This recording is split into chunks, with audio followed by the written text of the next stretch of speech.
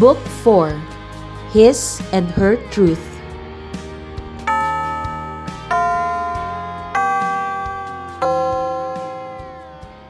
The week dragged by for Shoto, but in the crowd, even without looking for her, she would always be the first one he would see. And what's even more ironic, she would be in the farthest away from him, in a corner hiding, making herself a wallpaper to be glossed over. Yet every single day he would see her, like his eyes were automatically drawn to her. One Friday, when the cafeteria was all packed, he saw her as soon as he entered. She was walking towards him to exit. Her head was bent down reading a book, and she was eating an onigiri. It brought him back to the early days when they would run into the hospital. When she sees him, she would wave her hand frantically for him to notice her, but at the same time, do her funny, exaggerated backsteps to show him that she's far away from spoiling his clothes with her clumsiness. It felt like a long time ago. Today, it was totally different. As soon as she lifted her head and caught his eye, she hesitated for a second, then lowered her look. She still continued to walk towards him, but she was just focused on the path in front of her. He continued to look at her until she finally passed him. It was like the other week. She was just a shoulder away, but he still let her go. There were no tears this time. Her eyes looked blank. He wished she would just get mad at him. At least that would put fire in her eyes. But no, there was nothing there. That same week, he went to the library with Ida and Midoriya. He wanted to decline because he knew Kazumi will be there. She always go there on Fridays. And for someone who had decided to forget her, he knows her schedule pretty well. On the entrance, the featured books were on flowers and plants. He smiled sadly knowing that this was something close to her heart. He led the two to a table that was behind a shelf so she would not notice him. But as fate has it, there was a gap in the books for him to watch everyone who goes inside the library. He didn't know why, but he stood up and made the gap wider. He wanted to see from the gap the students who would be looking at the featured books. To be exact, he just wanted to see Kazumi. At least from there, he would see her eyes light up, even from afar. And just as he predicted, when she entered the library, she stopped by the featured books and opened one of them. So he waited. He waited for her eyes to light up. It had been quite a long time since he had witnessed it. But after flipping randomly the pages of the book, she closed it, totally not interested. She then went to follow her classmates for their group study. Shoto sighed and dropped his head on the open book of his table. He ruffled his hair in annoyance. What am I doing? First, you got attached when you were not allowed to. So you detached yourself, even if it was the last thing you wanted. You even made her cry.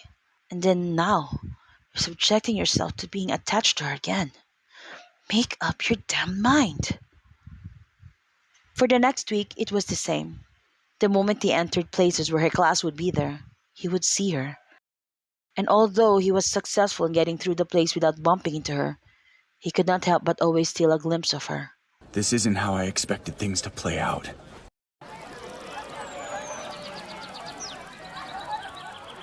Today, Class 2A walked down the stairs from the second floor to the pathway where many students would hang out after class. The path where he first saw Kazumi New A. He saw her. She was sitting on a bench talking to her classmates, and she was not being mindful in how she was sitting. He glared at her, knowing that there were many Minetas in campus. How could she be so careless? She had gotten so used to behaving in a boyish manner with her jeans that she forgets she is in a school skirt. He didn't think. He took his jacket off and walked straight to her. Do you and Todoroki know each other? Kazumi's classmate asked her. Why do you ask? Because whenever he enters a place, he would stare at you. You're probably mistaken. No, he does it all the time. In fact, he's doing it now. Huh? Kazumi finally lifted her head and looked where her classmate was looking. She was right. Shoto was not just looking at her, but was walking towards her. Why is he going here? I don't know. Her classmate panicked. When Shoto finally reached him, everyone on the bench raised their heads and stared at him with wide eyes. He, in return, only stared at Kazumi. Are you forgetting that you're not wearing your jeans in UA? He continued to glare at Kazumi, then dropped his jacket over her lap. He sighed in annoyance and left. Kazumi looked at the jacket on her lap, then at Shoto's back, who was walking away. What did just happen? She was surprised and confused that she was not able to react. That Saturday morning, Shoto was rushing to leave school to visit his mother in the hospital. He stopped abruptly when he saw Kazumi unlocking a school bike by the entrance gate. He wondered where she was going, but he did get an urge to grab a bike for himself and ride with her. The first and last time he rode a bike outside was the day he delivered flowers with her. But he stayed and watched her leave. When he came back in the afternoon, he noticed that her bike was still not returned in the school bike rack. It was already 6 in the afternoon. He remembered earlier she had a big bag with her. He panicked. He took out his phone and called her. Did she run away? But her phone only kept ringing. Where did she go? She would not run away, right? He paced back and forth and dialed her number again. He was getting anxious. Was this an attack? I'm sure nothing bad happened. She was just taking her time biking. Yes, that's it. That's all she's doing. She's taking her time biking. The fire before was an accident. It was not arson according to investigation, so no one was deliberately hurting her, and no one will hurt her now. He tried to comfort his paranoia. Then finally, he saw her come in the gate. Where have you been? He approached her as she locked the bike. She looked at him, confused. What the hell has been up with you this whole time? Were you trying to run away? What took you so long? What's with all the questions, Shoto? She asked and started walking towards her dorm. Shoto followed her and continued to barge her. You left very early today in the morning and it's already 6:30. She stopped walking and looked at him. Are you in phase 2 of Project Flower? Because you could just let me know. I will answer all your questions and save you the trouble this time. Kazumi didn't sound mad. She sounded lonely. That was how she had been since their talk. She never felt any anger towards him. Just sadness. Don't you ever dare run away from UA. This is the safest place for you. Shoto continued to remind her. She sighed and started walking again. It was at that time that Shoto noticed her right arm bloodied. What did you really do out there? He tried to pull her shoulder to make her stop, but she shrugged it off and continued walking. I scraped it at the fireside. It's fine. It's just a scratch. Shoto took her hand and pulled her to follow him. He calculated that her dorm was nearer than his, so he went straight there. What are you doing, Shoto? Let go of me right now. Her voice was raised this time as she walked past her, trying not to trip and pace with Shoto's long strides. He banged open the door and went straight to their dining room. Kazumi's classmates who were having after-dinner tea by the living room were surprised to see the two of them come in. No one dared talk, especially since they looked to be arguing. Shoto rummaged the cabinet near the sink. All the dorms followed the same layout, so he was familiar where the first aid kit was. You always do this, never taking care of yourself, he whined as he pushed her down on one of the chairs, then opened a bottle of medicine. I can manage on my own, she replied back and stood up to show her rebellion.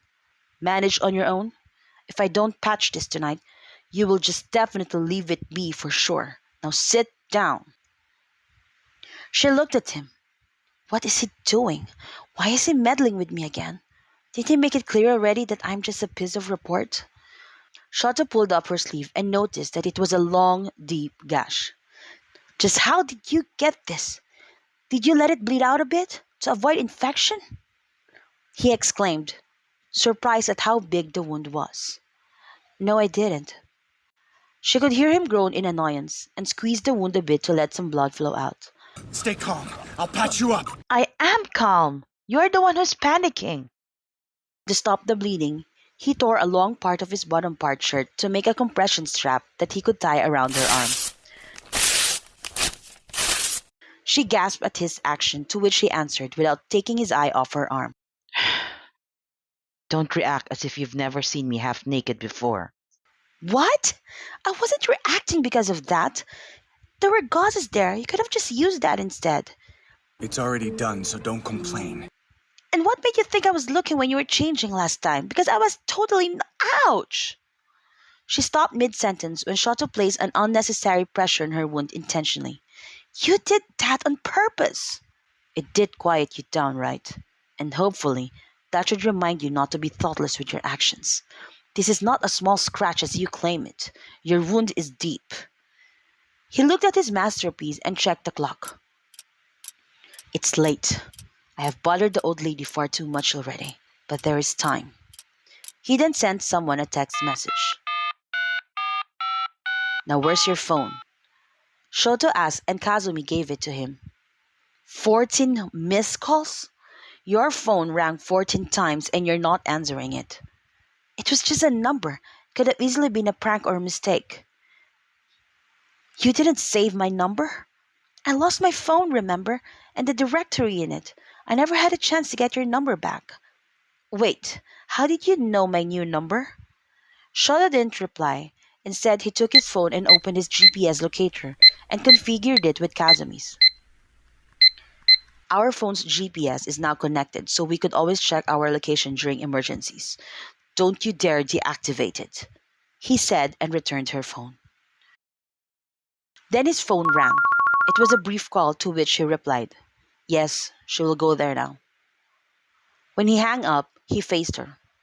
Recovery girl will wait for you at the clinic right now. Walk fast, because it's already late. Just as he turned to leave, he picked up the plastic bag he was holding when they saw each other at the bicycle stand. And here, these are for you. He gave it to her and walked out the door. Kazumi opened it and saw a bunch of leggings that she could wear under her school skirt. She looked at it and remembered how he gave her his coat last time to cover her legs. She had not returned it yet, because she didn't know how. What are you trying to tell me, Shoto? Why do you seem to start caring again? Then the dorm intercom suddenly sounded. Imai Ayaka, please proceed to the clinic now. Really? You're serious in making me go to the clinic? She yelled at no one. She sighed and went out the door. Her classmates finally looked at each other. They were watching the two of them the whole time. If given the chance, they probably would have ordered popcorn and pizza because of how interesting the show was. They were obviously confused at what transpired, but more on the amused side. The girls will surely bombard Kazumi when she gets back. In the clinic, recovery girl just dressed her wound properly. Shoto have made a good first aid response on her injury. I'm sorry for bothering you at this time. Shoto shouldn't have asked you anymore. Kazumi apologized. Recovery girl only smiled and whispered, Oh, it's not his first time. And it's with you again. Kazumi looked confused. What do you mean? Recovery girl continued to smile. Me and my big mouth. Well, my lips is my quirk, so that's a given. Please, tell me, Kazumi asked. Recovery girl leaned closer to her and said, Let's keep this a secret, okay? So no one gets in trouble. You see, Shoto was the one who got you out of the fire. I was just called out of desperation to the hospital he brought you to. And of course, I helped. How could I refuse a worried and rattled young Todoroki? He was there? Kazumi said, surprised. But Principal Nezu said Project Flower Phase 1 was already terminated by then. Exactly why he shouldn't be there. So much must be going on in his head at that time, completely ignoring the rules and defying his own father's policies. The same father he wants so much to surpass and affront. So honestly, it's nice that you rock his world. That boy deserves to experience that there are emotions that he is allowed to feel, not just contempt and anger all the time. Recovery girl then smirked at her, making her think for herself what all those things mean. Anyway, off you go, young one. You still have a few minutes before curfew." She winked and gave her a medicinal candy. Kazumi bowed in gratitude and dashed out of her clinic. As soon as she got out, she wasted no time and ran towards Shoto's dorm building. He cared. He really cared. She didn't imagine him. She didn't imagine his eyes and his smiles. When she reached his dorm, she called him. "After missing my 14 calls, now you're calling me," he answered. It's such a talent that despite him being so angry, he could still sound monotone. "Go out of your balcony," Kazumi said. She really didn't know where his room was, so she had to see where he'll come out. "What? Just do it." "I'm already outside." "Oh, so you're on the other side," Kazumi said as she ran to the other side of the door. "What are you talking about? And why are you calling?" He could hear her panting on the other line. "Why are you running? Are you just on your way to the clinic?" She didn't reply anymore, but Shoto saw her emerge from the corner of the dorm. When she got just below his balcony, he scaled it down and scolded her. "It's almost curfew. What are you doing here?" But Kazumi completely disregarded his reprimand. "I will ask you again. During the Project Flower, was I all just here to work for you?" He stared at her. Whatever feelings he had, he switched it to being cold and monotone, as if his body automatically resets and shields him from any emotions. And without hesitation, he replied with the same answer. Yes. "Liar!" Her voice trembled, and before he could do or say anything, she plunged herself into him and embraced him so tight. He wasn't prepared for it. He was frozen for a few seconds. But her warm body was so comforting. He never thought that he needed it. All this time, he'd been needing it and wanting it. Her embrace was melting so many of his fears and anxieties and sadness. He wanted to hug her back so much, but he was afraid. He was afraid of what it would mean. He knows what he feels for her, but he doesn't know what to do with those feelings. It was like a choice between her and his lifelong goal of being number one. He was so torn. He did not hug her back, but he could not push her away either, because he liked it so much to be in her arms. So he just closed his eyes and savored the moment, not knowing how long she would let him stay in her comfort and warmth. So still hugging him, Kazumi said, "I get it now, and I'm sorry. I made myself blind with my own pain, that I didn't see what you were going through. I should have known you better. I should have felt it. I can wait, Shoto. I will wait until you sort things out. I may not be a very patient person, but I can be the most patient in the world with you. I will walk with you all the way, to all the pain, to all the confusions and the expectations, the small victories and the losses. For as long as you need. Even when you think you don't need it, I will be beside you. I will hold your hand, and I will walk with you through it all." Kazumi started crying. It was not a happy cry, but it was not a sad cry either. It was a cry filled with so much mixed emotions. And Shoto felt his walls slowly shatter with her words. No matter how hard he tried to reason with his head, he just cannot stop how he feels anymore. Kazumi. Her embrace and her words were just too much for him to deny what he really wanted to do. He finally hugged her back.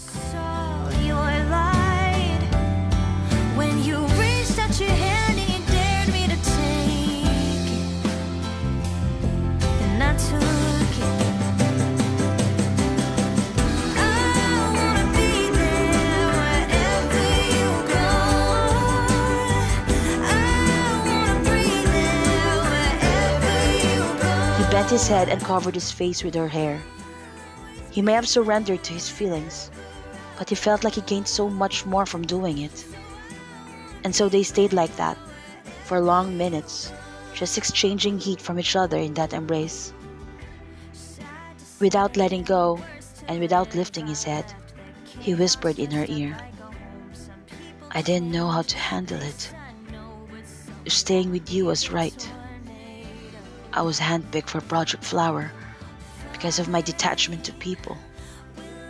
It was the ideal quality to provide objective reports. I was the perfect candidate to do it. But believe me when I say, it was the first rule I broke. It was my first official mission. It was under my father's agency. I wanted so much to show off to him. So I felt like I failed. That his feeling I have was a sign that I'm weak. Yet every time I deny it, I felt parts of me just fade away. That day you cried, I have never despised myself so much. And every day, I was consumed by more anger, more hate. Flames of hatred. That's what they were. And is that the person I really want to be? Is that the future I want to have? I got so obsessed with my bloodline I forgot who I was. Shoto cried freely now. He had never talked to anyone about this. And now that he was letting all his uncertainties out, he was beginning to see the truth and the depth of his feelings. Slowly, his eyes were opening to the other side of what she also meant to him as a hero. When he went to Camino, he had never felt so positive and confident after talking to her. All his life, he only wanted to do his best so he could be the #1 hero, as his way of showing his contempt toward his father. But that night, he had never felt the urge to do well so he could come back quickly and safely to her. She showed him that you don't need quirks to save a child from being ran over or even help stray animals. And thinking of his mother, by simply caring and genuinely listening, Kazumi made her smile and contributed in saving her sanity. More and more, he sees a clearer picture of the hero he should be. More minutes of silence pass, but they did not get tired hugging each other. They were making up for the months that they lost. And when their heartbeats finally settled, Shoto broke the silence. Kazumi, if you could still accept me, I promise to do it right with you this time. She could not see his face, so she listened intently at every word that he said. He paused again. She noticed it was a bit longer this time, as if he was gathering all his courage. Then he continued, I really like you, Kazumi.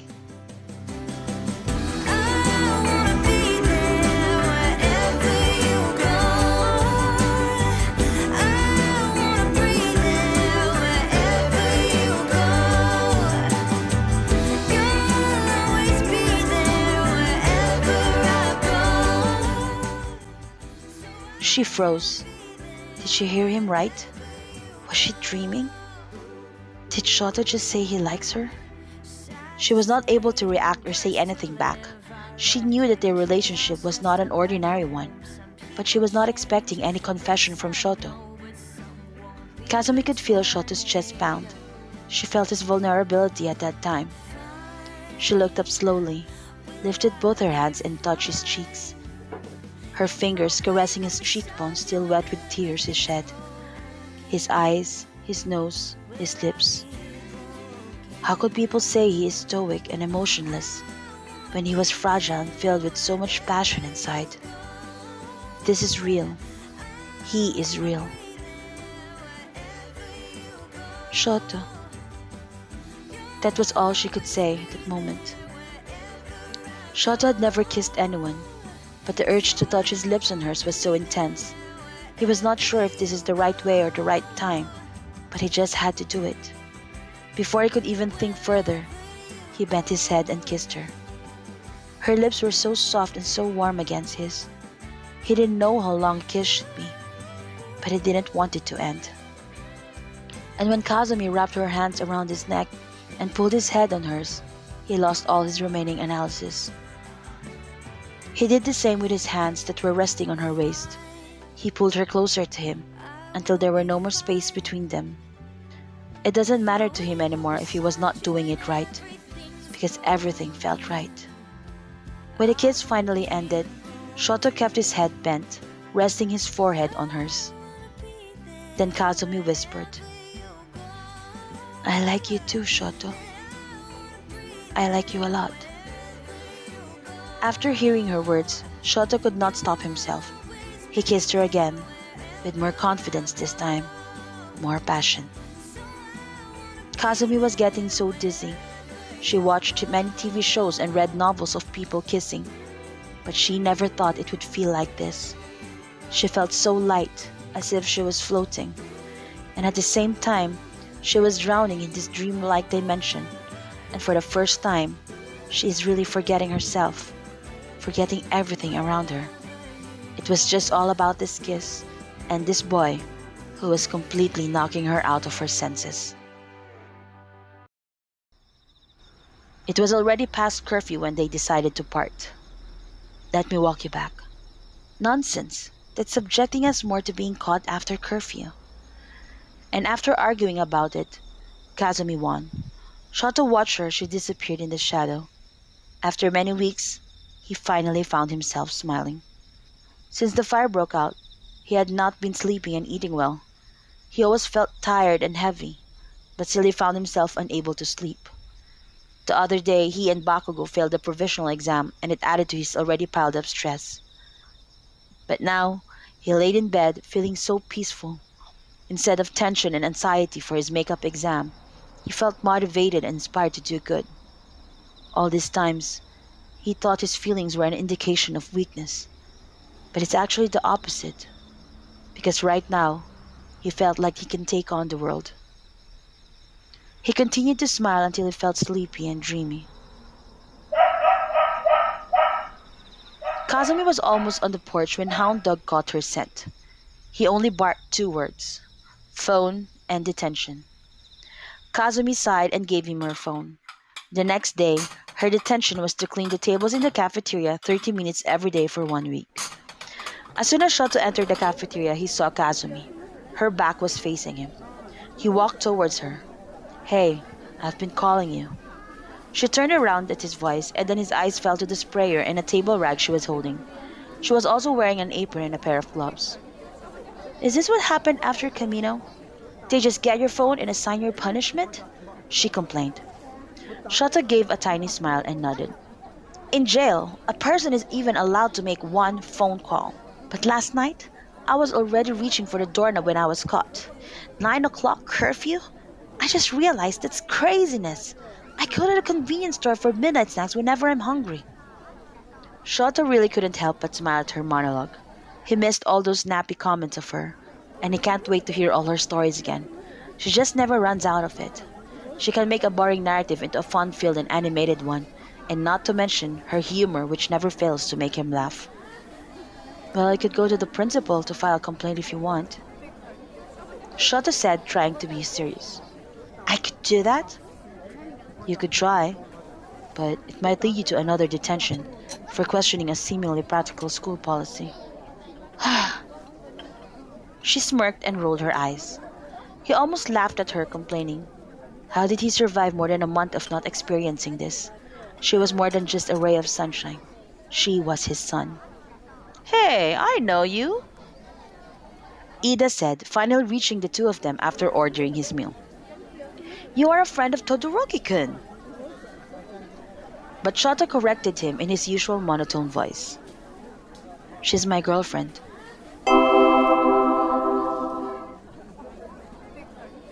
Kazumi almost dropped her cleaning stuff. Why would Shoto drop a bomb just like that? And well, yes, they admitted their feelings to each other last night. And yes, maybe they did make them girlfriend and boyfriend. But she was totally not prepared yet to be introduced as such. She wanted to pull Shoto out of the cafeteria to talk to him about it, but that will just make the issue bigger. It's not that she's embarrassed or anything, but it was such a big news even for her. Your girlfriend? Ida was so surprised that he was not able to contain the volume of his voice. His eyes were also bulging out. And it didn't stop there. Midoriya and Uraraka, who were just also behind Ida, also exclaimed, Girlfriend? Yes. Can't you see the resemblance? She also likes being in detention. Shoto said, still in his monotone voice, but this time teasing his 3 friends. Kazumi turned red and she wanted the floor to swallow her. But since she got to UA, she had not really seen Shoto look this serene. He was even joking. She did not want to ruin the moment and just rode with the tide.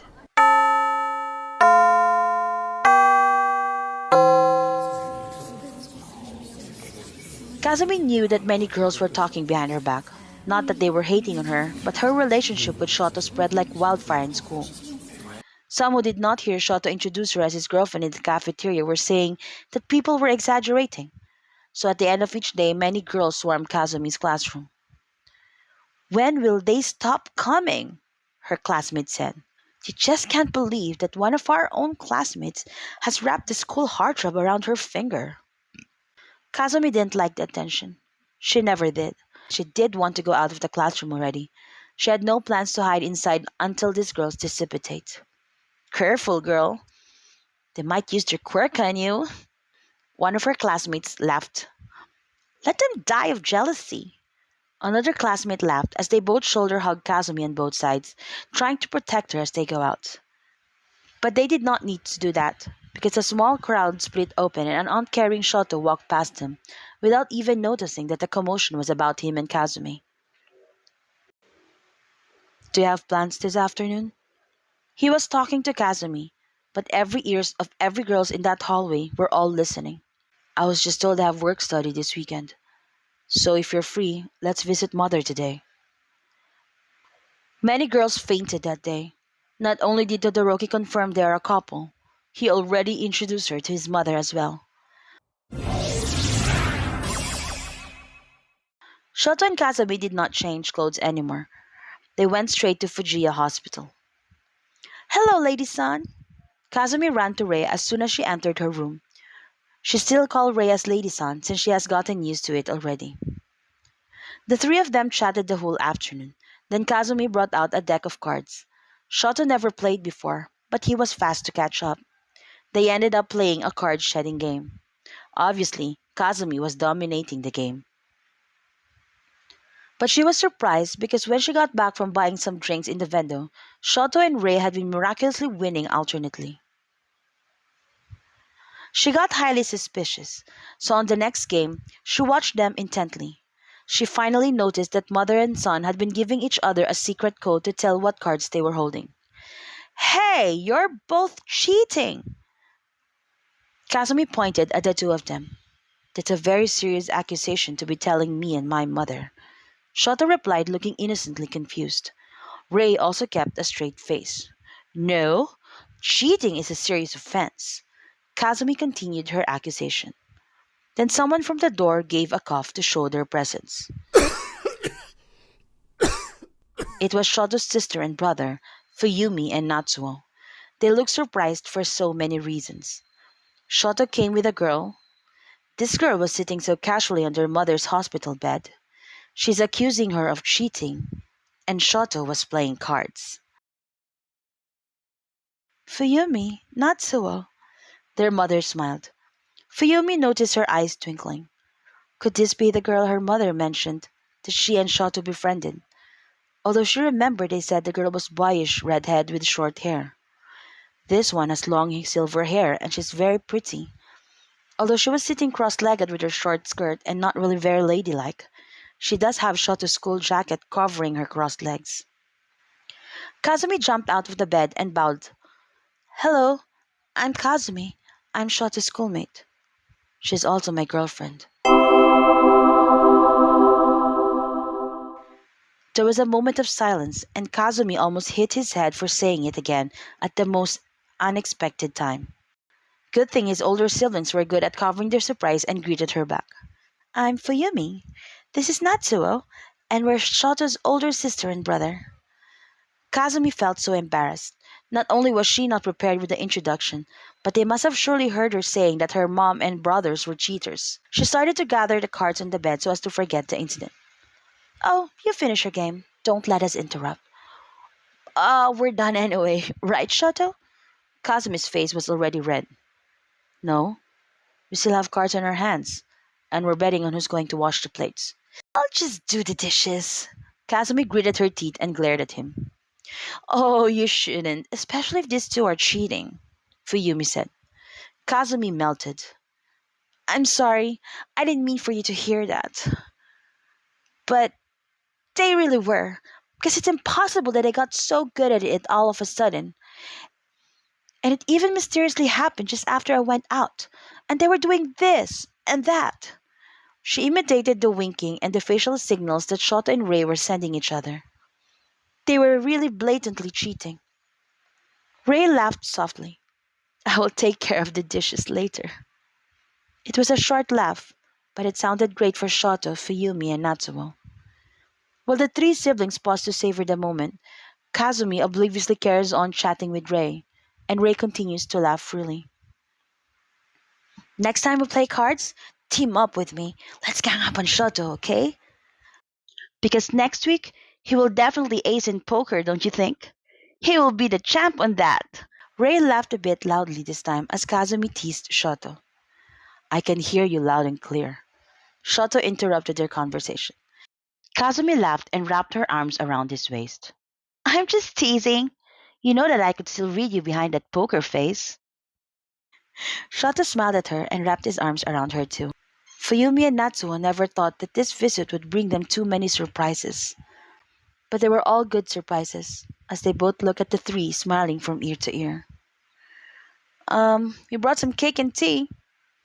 Kazumi jumped away from Shoto as soon as Natsu would talk. She got too touchy and forgot everyone else in the room. She instantly went to the pantry to get some tea sets. I also brought your newly washed linens, Shoto. And could you please stop using these shirts as your pillowcase?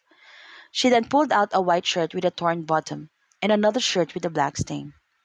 Just leave it alone, Shoto said and quickly grabbed it, but not before Kazumi saw it. Oh, okay. Fuyumi said, confused, when Shoto blushed furiously. His brother never blushed. They spent the rest of the day chatting and laughing together, until it was time for Shoto and Kazumi to go back to school. They still had a curfew to beat.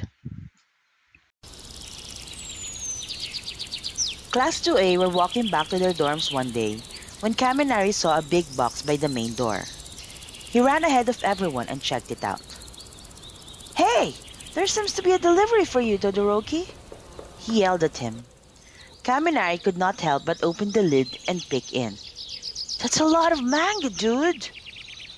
Todoroki approached him and checked the large box, not really minding Kaminari poking in. And those are romance mangas. What are you going to do with them? Kirishima pointed out. Todoroki, time to give us some details. It's for research. Todoroki replied as he casually checked if the sets were complete. Research for what? Shoto! Someone yelled from the back of the whole class. Everybody's head turned. It was Kazumi.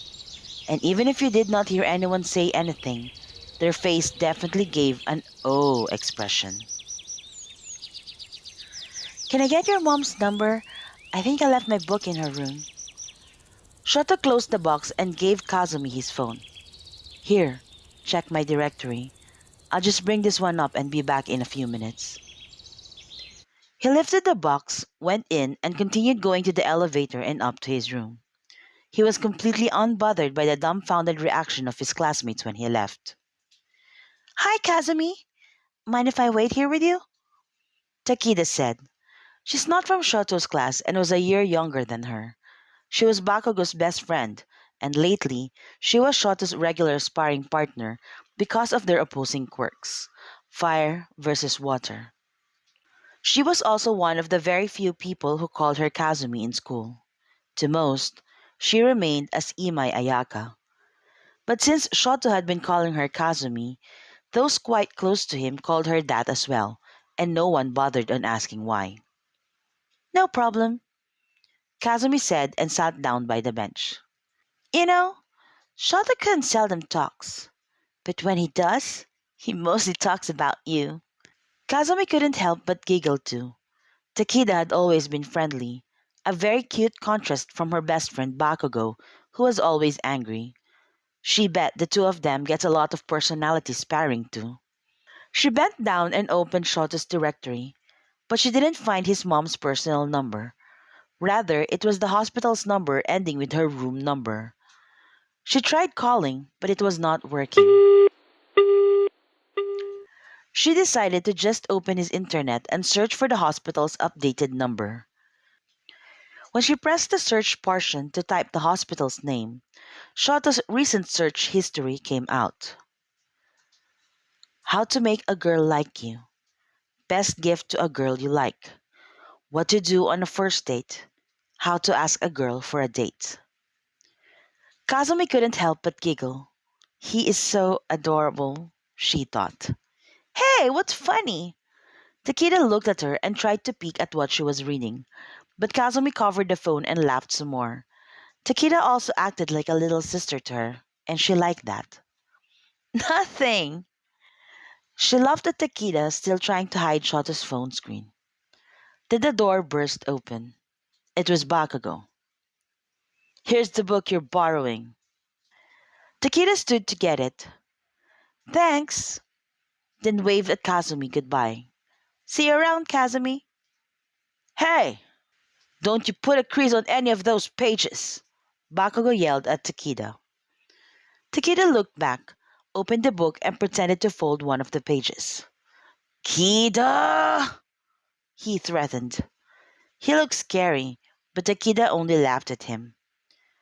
You don't have to tell me, Kachan. I know how you are with your stuff, okay?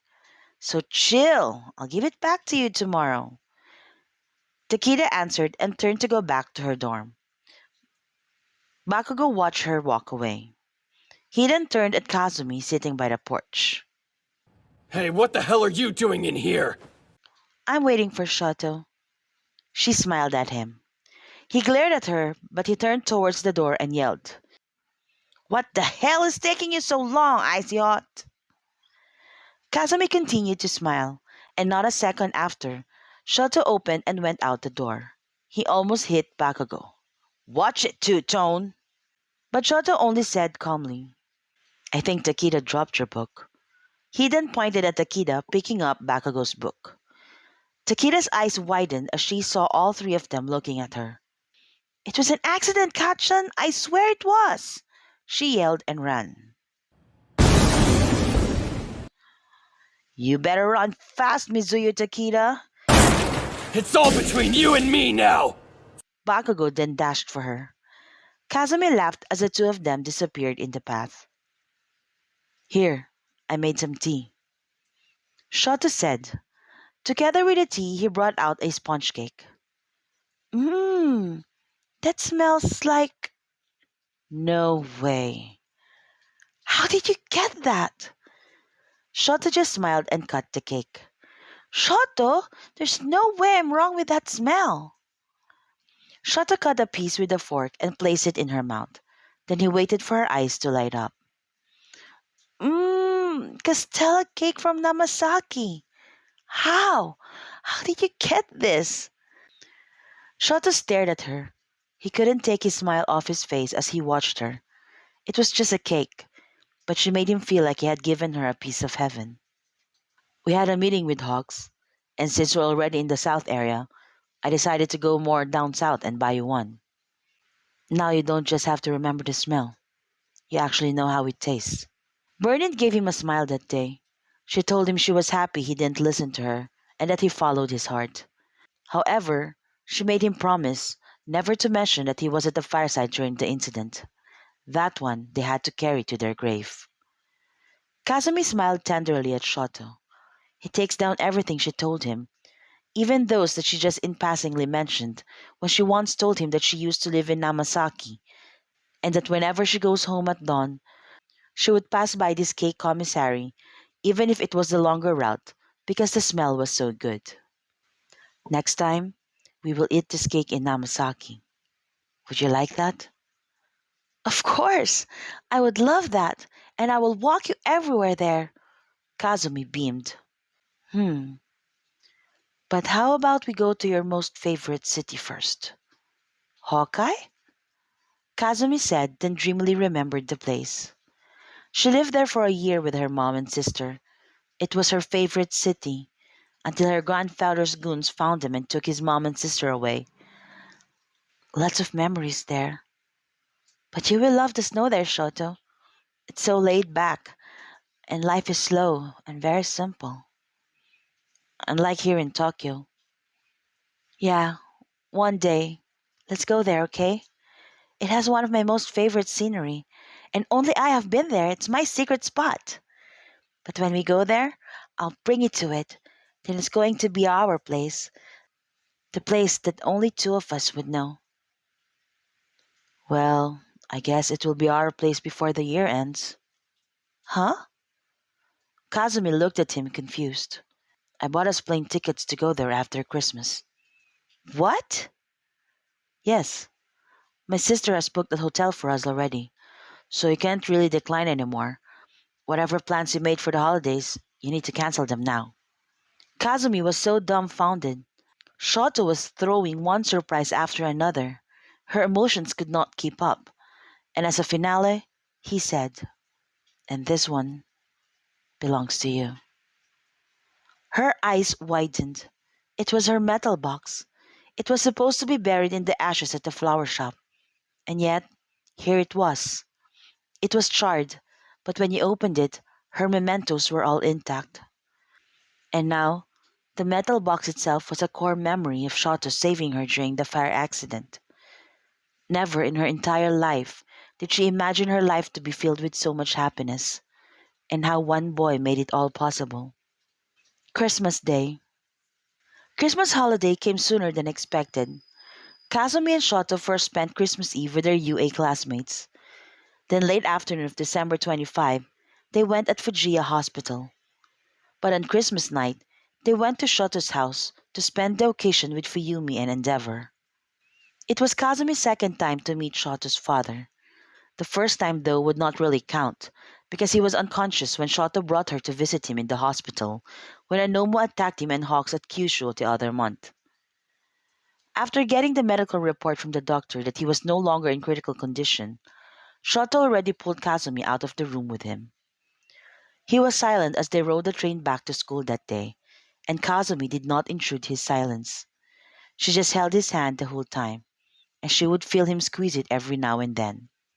And now, she was sitting with him on the dining table, eating their after-meal cookies. She looked at him, and he seemed so huge. The scar on his face was a lot bigger than Shoto, and it made him look even more fiery. She wondered how he feels with Shoto being very close to her. He even brought her to his house. He didn't look surprised though when he saw her, and Shoto didn't seem agitated as well in introducing her to him. Perhaps Shoto had already gotten into terms with it, and it didn't bother him what his father would think.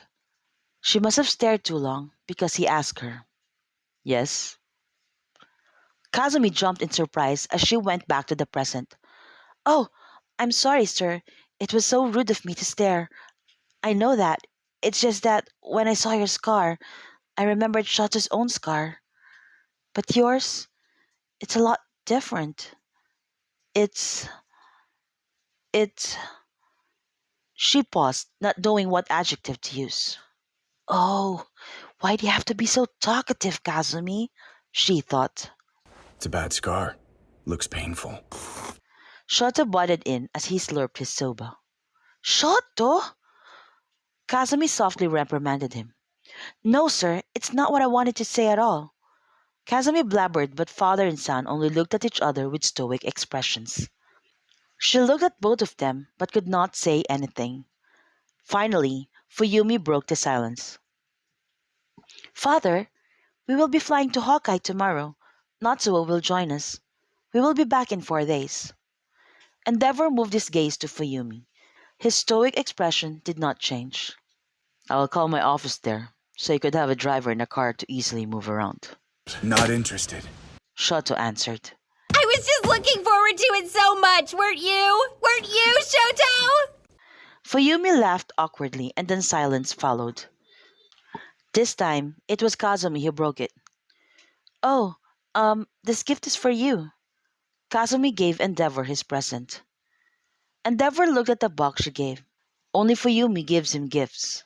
His sons never gave him one, and he was not surprised. But this box has a card that says it came from Kazumi and Shoto. He looked at the card for a long time and read Shoto's name quietly. Shoto, That didn't come from me. She just wrote it there. Shoto clarified the card without being asked. Well, I asked him what gift you would like, and he was the one who said that Kuzumochi is your favorite. So it kinda makes it both our gift, Kazumi explained. Endeavor did not smile, but he looked at her and his face softened. I do like Kuzumochi. Thank goodness. I had a tiny hesitation when I bought it, thinking he said to get Kuzumochi because you have an allergy on it or something. Endeavor didn't laugh, but the softness in his eyes didn't leave either. Then they heard a muffled laugh. It was from Shoto. That's a good idea. Maybe I'll do that next time you buy him a gift. You will do no such thing. Plus, he's going to know it's you, because I will always be putting your name next to mine, she argued. The two seemed to have forgotten the presence of Endeavor and Fuyumi as they continued to tease each other. But Fuyumi surely noticed how easily Shoto can smile now, and how her father looked at him with so much tenderness. Probably because it was the first time that he had seen Shoto smile in his presence. Despite not being complete for dinner, Christmas had not been this good for quite a long time in the Todoroki household. The Hokkai trip was fun to say the least. Kazumi learned that it was the first time for the Todoroki siblings to go on a vacation together. Natsuo and Fuyumi had been going to places with their own friends, but for Shoto, who led a different childhood, had never been on a vacation anywhere. On the afternoon of their third day in Hokkai, Shoto said that he and Kazumi will explore the city on their own. Fuyumi nodded, since she wanted to shop a lot of souvenirs, and Natsuo will meet a classmate they bumped into at the airport. So, where do you want to go? Shoto asked Kazumi when the two of them got to the streets. I will bring you first to the best view in the city. Kazumi pulled him towards the cable station, then to the ropeway going to Mount Niwa. When they reached the top, Shoto saw one of the best panoramic view of a city. It is different from the Tokyo skyline. This one gives you an unobstructed view of the whole city, since there were no skyscrapers. I'm back! Kazumi yelled, not caring for the people around her. She looked at the image in front of her. When they lived here, she would always go up in this observatory deck. She always trekked though, because 1, that access is free, and 2, it gives her a lot of peace walking into the forest. She never thought though that she would be back, and even making this comeback more beautiful was that she was with Shoto. That's why later going down, she planned to take the trekking route so she could show him her secret spot. You know, reports said that this is one of the best 3 night views in Japan. The other 2 is Namasaki and Kobo. But if you ask me, this is the most beautiful. I'll be the judge of that, after we see the night sky of Namasaki and Kobo. Maybe on our next school vacation? Kazumi was not able to reply. She looked at him as if he was crazy. Did I hear him right? On our next vacation? So he plans on going out of Tokyo again? With me? I'm serious. We are going to all the cities you've been before I met you. Shoto told her when he noticed her staring at him. I would love that. But why? Because I want you to have new memories in all those cities. New happy memories. So whenever your mind would wander on one of the places you fled before in fear, memories of us doing something fun would pop up. And then the place wouldn't be as bad anymore. Kazumi looked at him and felt tears forming in her eyes. She sniffed and smiled at him. No words came out. Shoto is not a stranger to having sad memories of his childhood. And yet, here he was, doing so much for her to overcome her own childhood. Happy tears, I hope? Shoto wanted to make sure. She nodded, and her smile got bigger. Thank you. I can't remember anymore how many happy tears you made me shed. Shoto held her hand tightly. He watched her eyes lit up today, and that has been his personal mission, to make sure her eyes would always do that. promise me that we will both go to all those cities together. Kazumi chuckled. I promise. It's gonna be a lot though. I have been jumping on every other cities for the last 15 years. That's good. Then you can't break up with me for the next 15 years. Shoto replied. Break up with Todoroki Shoto? Not a chance. Kazumi hugged him tight. I wanna take you to the edge of the earth. Grab a hold of your hand and go. Stand on top of this big old world. Shout it out down below that I'm in love and I don't care. Baby, I'd follow you anyway. When she finally let go, she pulled out her metal box of memories and took out a key. She then went to this tall metal structure in the middle of the observation deck. It was called the Satellite of Lovers Sanctuary. The railings around it were adorned with gold padlock. It's padlock of lovers who sealed their love.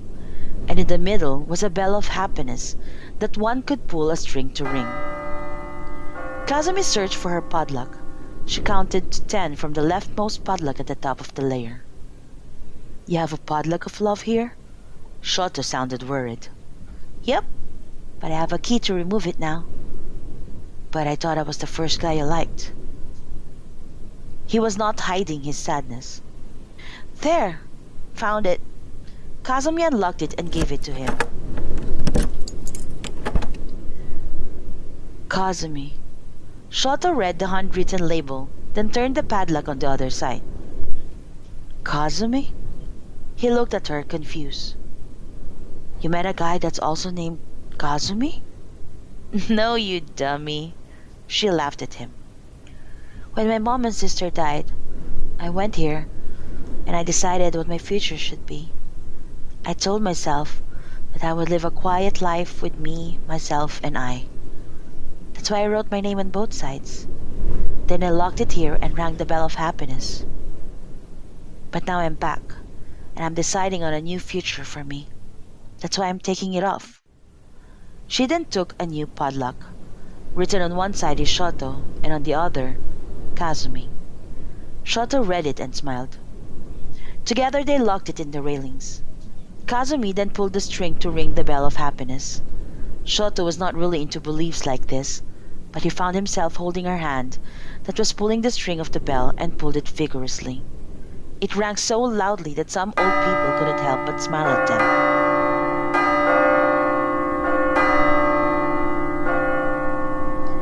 Kazumi then ran back to the side of the observation deck and threw the key so far into the forest. Why didn't you keep it in your metal box? Don't you want to keep this as a memory? Kazumi looked at his eyes deeply and said, I threw it because that padlock will never be removed. Ever. She answered him, and it sounded like a promise. I can't hide it, there's no denying the way I feel inside. I could try. After their Hokkaido trip, Fuyumi told Kazumi to spend the remaining of the holidays in their house, to which Kazumi said yes to. Shoto was excited that she'd be staying so they could spend more time together. To his dismay, Fuyumi stole her from him. She would put colors on Kazumi's face, play with her hair, and dress her up with girly clothes. She even gave her lots of dresses, hoping she'd wear more of those rather than her usual jeans and oversized shirts. The two would also spend a lot of time in the garden, and Kazumi would teach her how to cut and arrange fresh flowers. And finally, the two of them had gotten along really well in watching soap operas. One night, Shoto checked on them and saw the TV was still on. His sister was still watching intently, but Kazumi was already asleep on the couch. Aren't your eyes tired? He asked his sister. Oh, but I couldn't stop. I would have to lend this to Kazumi for her to finish by herself, because I'm now on the last episode. She fell asleep 2 episodes from here. Shoto looked at Kazumi sleeping soundly. I better carry her to her bed. We already have school tomorrow. Okay. Good night. Her eyes still glued on the TV. Shoto scooped Kazumi with both his hands and carried her to the guest room where she had been staying. He laid her gently on her bed. When he was about to remove his hands from under her, she rolled on her side and placed her hand on his chest. Shoto, she whispered. He checked on her, but she was still sleeping soundly. He smiled and removed his hands very slowly. Once successful, he then caressed her cheek. Are you dreaming of me? He joked, and his smile widened just thinking of it.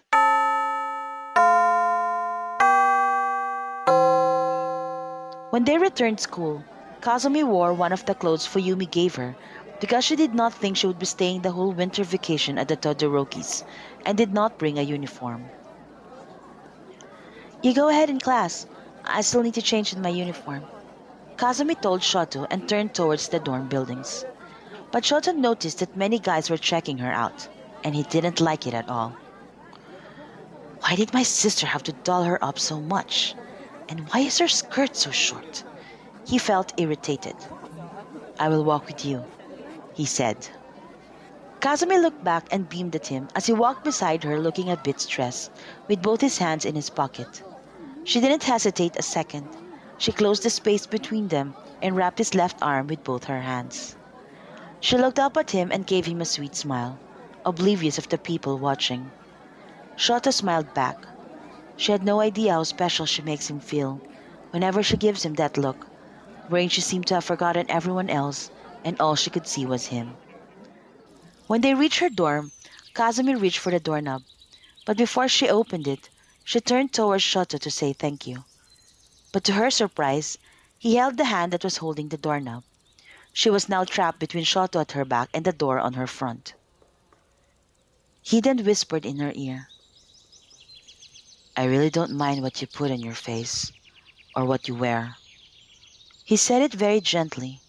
He knew he should let her have her freedom on her style.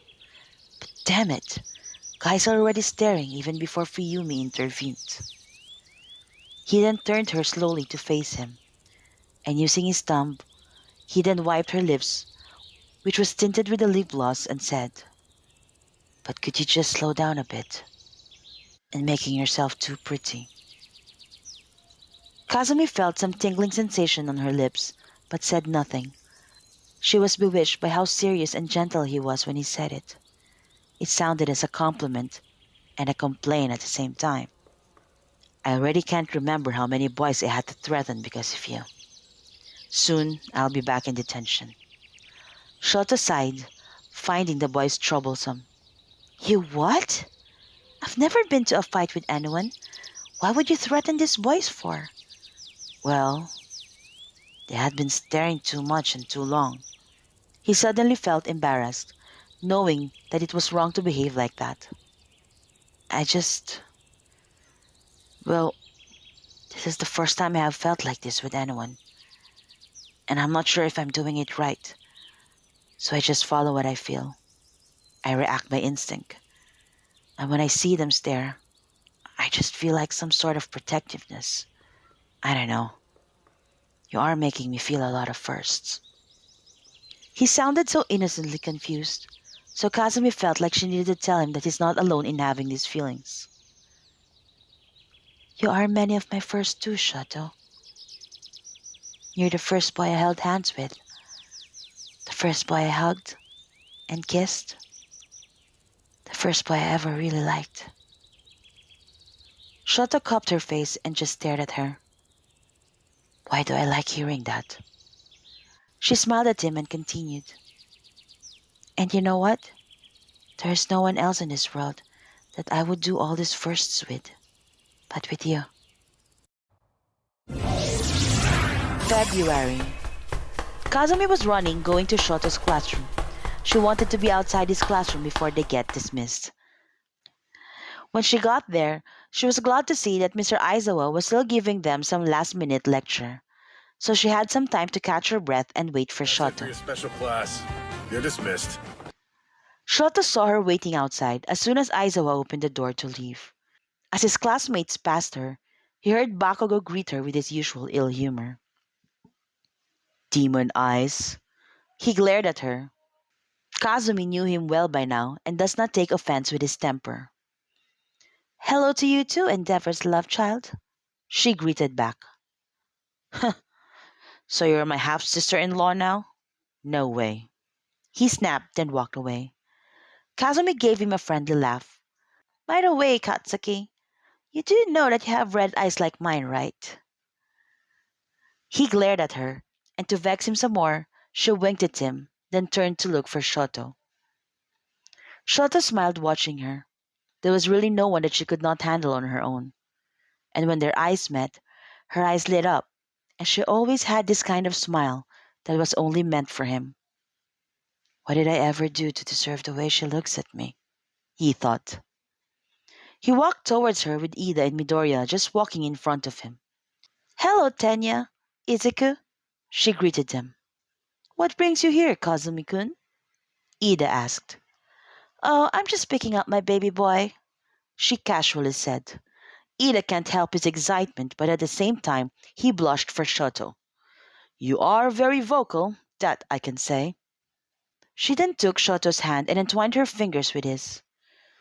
Well, February 14 is just around the corner, so I just want to make it clear that Todoroki Shoto is off the market.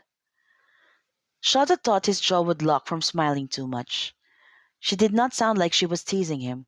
She really was serious in wanting to make every girl in school know that he was taken. It was a very happy day, but they didn't know that things were about to turn into something dark very soon. March of the same school year. Endeavor was in UA with a meeting with Principal Nezu and All Might. It was a top secret meeting over a very delicate yet important topic about All for One and the League of Villains. He called up Shoto as soon as their meeting ended. I've been waiting for you, Shoto. What do you want? Shoto picked up his father's call. He just got back after filing a report for their Otheon mission weeks ago. I just received a very classified information, but I did get permission from Principal Nezu to involve you into this. Endeavor said. Just get on with it. Shoto snapped at him. Kazumi might need you. What? Why? Did something happen to her? His annoyance instantly turned to panic. The commission has confirmed. Her last name is Shigaraki. All for One is her great-grandfather. She handled the news well. Too well. That's why I have doubts. Shoto had to stop his stride when he heard the news. That scary big boss was the one who had been trying to kill her. He felt himself shiver. His mind went black and loaded at the same time. He didn't know what to think and what to feel.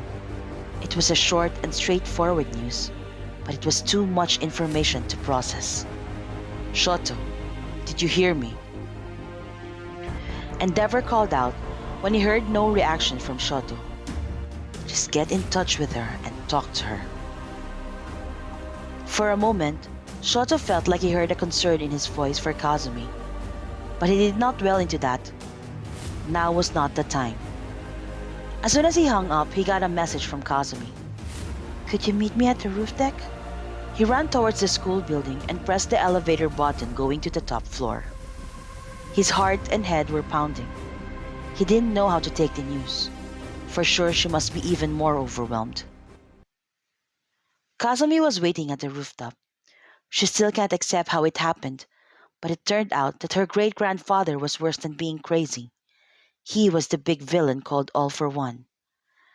Principal Nezu thinks that if he got this information, then the other side might know about this by now as well. So he ordered her to never leave the UA grounds until he was able to sort things out. She wanted to run away and hide from everyone. How could she be related to a monster like that? She felt scared and confused. She needed to tell Shoto. He could calm her, but she felt scared. How will she tell him? She bit her nails in anxiety and in confusion. She heard the elevator door opening.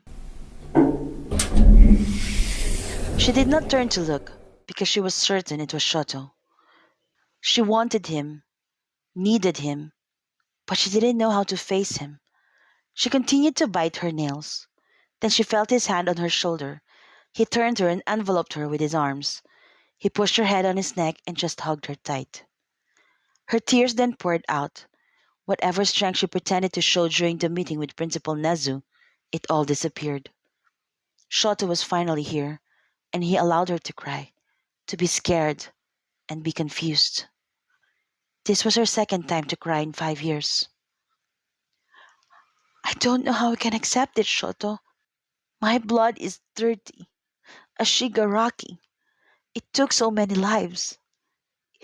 He took Takida's Nana. I can't. I just can't. Kazumi kept crying. Hush now. You once told me my father and I are not the same. He tried to comfort her. But that's different. My great-grandfather is heinous and horrible. He's a murderer. He is still not you. Everything's going to be okay. Shota rubbed her back, hoping it would comfort her. He didn't know how long they stayed together in each other's arms, but it was almost sunset when they let go of each other. They stayed at the rooftop, just calming down both their emotions. Principal Nezu still don't know if the League of Villains know of my existence, but he wanted to assume yes. And he doesn't know yet what kind of purpose I will be to All for One, because so far, when it comes to my bloodline, he just took everyone's life. Shota squeezed her hand as he shuddered at the thought of losing her. He cannot even allow himself to imagine it, like it was not even part of a worst outcome that could happen. Because it should not happen. He will never let it happen. He looked at the setting sun. He has to make himself stronger if he wants to keep the people important to him safe. He was busy thinking of how he was going to cramp his training schedule so he could boost his quirk attack, his new moves. We'll ride out the storm together, right? Kazumi interrupted his thoughts. Ride a storm? Like a ride in the theme park? Why would she bring that up now? Kazumi's cheeks were still wet with tears, but she chuckled softly as his face changed to confusion. You're messing me with words again. Shoto glared at her, but at the same time, very proud of her for being able to smile after learning all her truths. Yes, we will get through this together, We'll share this responsibility with you. he said after a few seconds of analyzing his statement. And Kazumi replied, together. Kazumi tried to attend to her schoolwork as normally as she could. She tried putting the thought of All for One blood running in her veins. She did, however, broke a very important instruction from Principal Nezu, which was to keep her lineage a secret. She told Shoto she just can't face Takeda, knowing after what happened to her Nana. And as a friend, Takeda deserved to know. Shoto didn't refuse the idea, but he told Kazumi that if they will tell Takeda, then it was better to include Bakugo. He trusts Takeda to be open-minded, but she did lose an important person. So emotionally, he didn't know how she will take it. He knew Bakugo would be Takeda's pillar, and despite his angry nature, he knew he wouldn't blame Kazumi either. Lastly, he trusts both Takeda and Bakugo with his and Kazumi's life. What is this about, Icy Hot? I'm not a big fan of waiting, you know. Bakugo snapped. It's about me, Kazumi answered. She then told Takeda and Bakugo about her connection with All for One. The two of them were silent after hearing the news. Kazumi waited nervously for Takeda to talk. They both looked calm, but until Takeda speaks, Kazumi did not want to assume anything. So, he's not only killing random people, he's even making his own family suffer. He's gonna pay, Takeda finally said seriously. Bakugo clenched his fist. It's seriously pissing me off. There's no way we will let him win. Shoto nodded at them to indicate his commitment in taking down All for One. Let's stop this guy. Kazumi somehow felt relieved. This was the first time she had seen the three of them in their battle phases, and she had never seen anyone look more like heroes. She felt a renewed confidence that things will be better in the future. Days after that, Kazumi was called again by Principal Nezu at his office. The League of Villains are on the move, and I want to ensure your safety, he said. I know that this may sound a bit too much, but it's better to be on the safe side. And this will only be temporary until we complete the planned attack on the villains. I will be sending you to Tartarus. Kazumi gasped but kept her face straight. Tartarus is a prison for supervillains. But he's right. If no one can get out, then it means no one can get in. When am I expected to leave? She asked. Principal Nezu smiled sadly. Thank you for being so brave. She called Shoto, who was on his way for a work study at Jako General Hospital. He was hesitant on the idea at first, but Kazumi convinced him of the practicality of it. She told him that she will be transported tomorrow, the same day as Shoto's scheduled mission at Jako City. Only 2 pro heroes will be with her to make it a low-key mission, so as not to attract any sniffing noses from the villains. I will get connections from my old man, so I could visit you as soon as this mission is over. Then very early the next day, Kazumi entered Tartarus. She was led to a room in the far end of the structure. Surprisingly, her room was a great contrast from the gloomy Tartarus. It had bright colors filled with posters of nature. Principal Nezu seemed to make sure to make the place comfortable and less eerie for her. She had no phone, no television, no internet, no contact with the outside world. She went over the bed and stared at the ceiling. She thought of her great-grandfather, who is also imprisoned here at Tartarus. Nobody was prepared for what happened next. Shigaraki woke up and destroyed Jako City in one wave of decay. The surprise attack on the League of Villains caused plenty of casualties.